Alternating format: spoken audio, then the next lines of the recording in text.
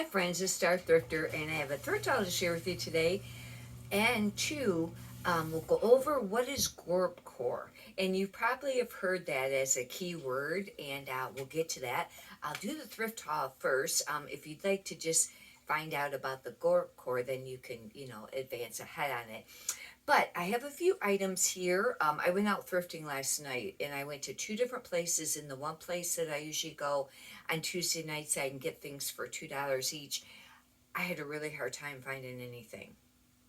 I mean, I only got, oh, maybe, I don't even know, maybe like 7 or 8 items. That was it. And then I went to another place, and for the evening, I only ended up with a few things. That's just how it goes sometimes when you go out thrifting. You just don't find the stuff. And I was willing to pay up, pay some of the full prices if it was a really great brand. I didn't come across any great, real great brands, and even just some okay brands. I didn't really find too many of them either. It was just one of those evenings, and I needed the inventory. Anyhow, I got a couple pieces here. This first piece is a really great piece. Even if you find this brand used, this happens to be new with tags. And Aryan, and it is a sweater, and it's a merino wool. And it seems like usually they're more chunky. They're made in Ireland. That would be, a plus. If you find sweaters that are made in Ireland or Scotland, take the time to look it up, because a lot of times they can be something that's worthwhile to pick up. But this is the brand here. I was trying to see if it showed the brand tag larger. I guess it kind of does on there. I know it's hard to see it, but it's just ARAN. And this is a really cute chunky cable knit sweater, one button cardigan. And I checked real quick and on eBay, the going rate on this, for an average $80 to $100. That would be like average on this. And now this is new with tags, but remember, even if you find them used, this is a decent one. There's another one too that might be sometimes called Aaron Craft. I don't know, because it seems like I've seen that with it before, or there's another one that's like it. But on this tag here, it just said Aaron Sweater, I think collection or something like that. I think it said just collection. Oh, market. I thought it was something kind of odd that they had market on there. This brand here is very artsy, wearable art, artsy, bohemian. Actually, this could be a little bit grunge, because this is kind of a darker, piece, kind of like a stonewash. They're very unique, kind of artsy. It looks like the sell-through rate's not real great on them, but some pieces sell for a little bit of money.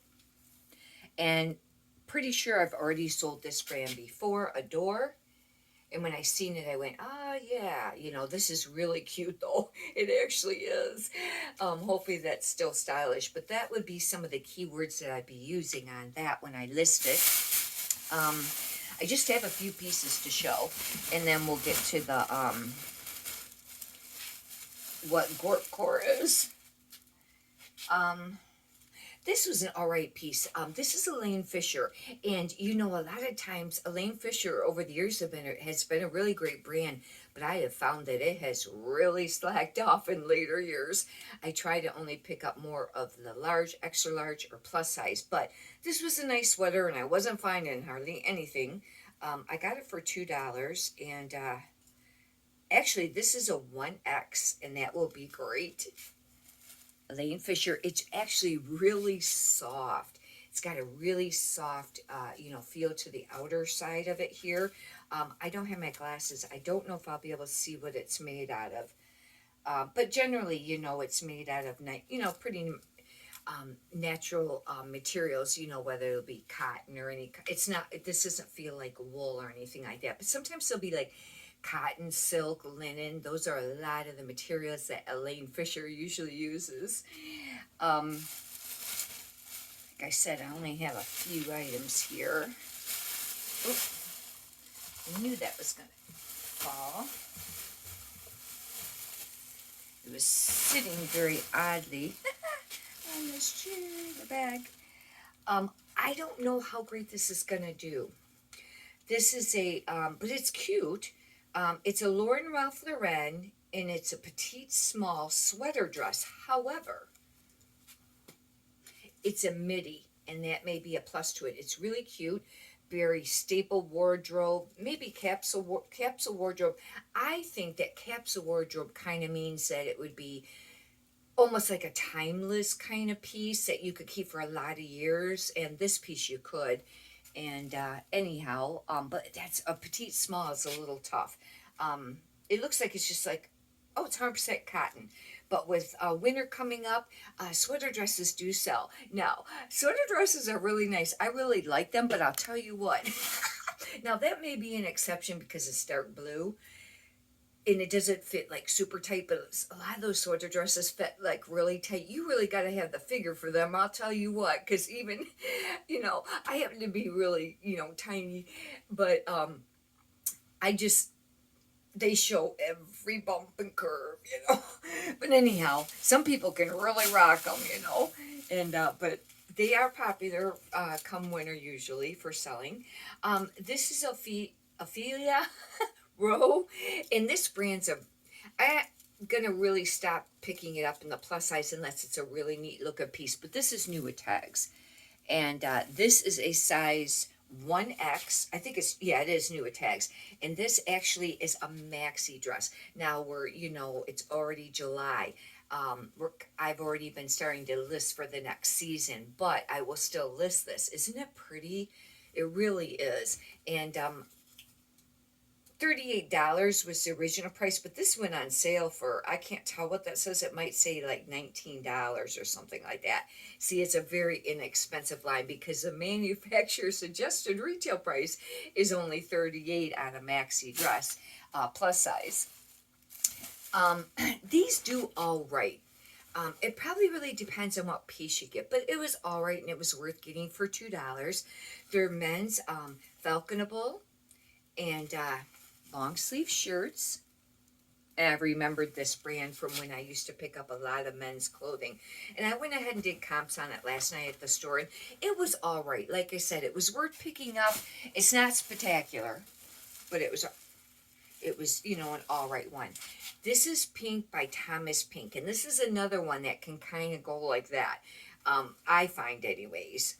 And although it's a designer piece, now I have this one does, I think that this does better, or it sells quicker, to me anyways, than Ted Baker. And Ted Baker is an expensive line too, but I just find that most of the pieces just really sit on Ted Baker. But this, I don't know, I think I did comps, I think, at the store, and it was all right. It's, not spectacular. But like I said, I had to have some inventory to list. This is another falconable. I call it falconable. There's not an L in there. Falconable. I don't know. But anyhow, I always want to say falcon with an L at the first part of it, and there isn't. And I have to look at the spelling when I get ready to list it, These are Joe jeans. I don't know how great these will do, but they were a larger size. And I think, now on this tag here, they just say that they're a 33. I will have to check. Hopefully I'll have a style number on it. It does. It looks like an able. These might be men's. And if they're men's, they'll sell quicker than women's. However, they're not very long. They're very short. They're probably like a 29, 30 length. But they do all right. Okay, that's it for the thrift haul. I told you it was going to be really, a really small thrift haul that I didn't find much, last night. However, I did have another small bag in the garage that I have a little bit to list with too. But anyhow, in regards to GORPCORE, and I was kind of like, oh, God, another one to learn. Really? Because it's like, you have to learn all this stuff, all these keywords and stuff, and it's a lot of work to be listing clothing these days. But anyhow, it's supposed to be something that's very popular, very trending. And what it is, it's kind of like clothing that you would see for like hiking, outdoor type thing, cargo, like if it's a pair of pants. But then it kind of equals streetwear. meaning it's something, it's that look, that outdoor hikey look, but something that a person would wear as streetwear, maybe like New York or something like that. Anyhow, but and some of the materials may be nylon. That's a popular material. If it's like a quarter zip or something like that, it may be fleece. But it's going to be it could be a lot of different brands, but this is something that you would want to use as a keyword. If you have something that's kind of more outdoorsy, maybe like utility.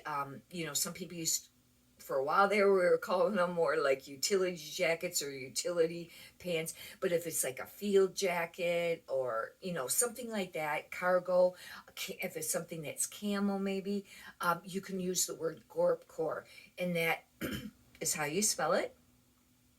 And because at first I didn't know people were saying gorecore without a P or gorpcore with a P. It has the P. But anyways, I thought that I'd make mention of it because I have not been using that as a keyword. And I will be starting to use that now, because I actually, figured out, I was listening, I was listening to another YouTuber that was explaining it. And then I had looked it up prior a while ago and then just wasn't ever really using it. But that's another one to use. And like I made mention before, the other popular ones right now would be like fairy core, whimsical, cottage core, cowgirl core.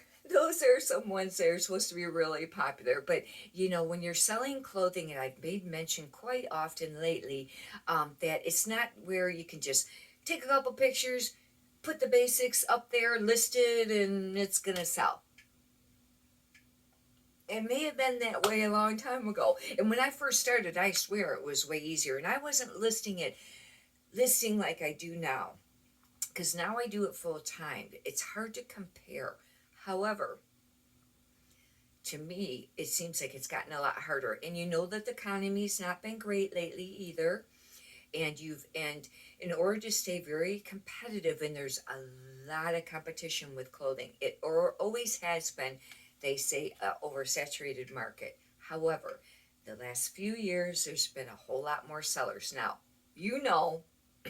if you've been selling very long, that some of those new sellers will probably fall off at the wayside. Not to be mean, but because this is a lot of work. And if you've been doing this for a while, you know how labor intense this job is and how much you have to learn and continue to learn and stay up on trends.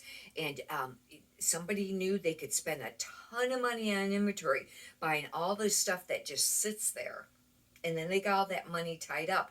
And after a few months or a while, or even after maybe the first year, and they actually do all the numbers, how much they made and spent and things like that, profit and loss, they may be shocked. Now, hopefully, they're doing great. I'm not trying to be mean and towards anybody new, not at all.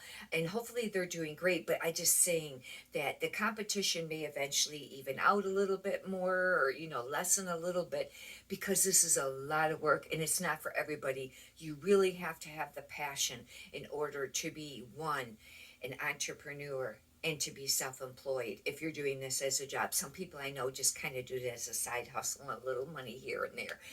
Still, that's work. But now, with taking the photos and finding the right inventory and checking sell-through rates and pricing your items competitively, and then, doing great customer service and learning all the stuff that it entails to sell on eBay, shipping, and do you do promoted listings or not promoted listings, and what category do you use, and what do you put for this item specific, and that, there's just a lot.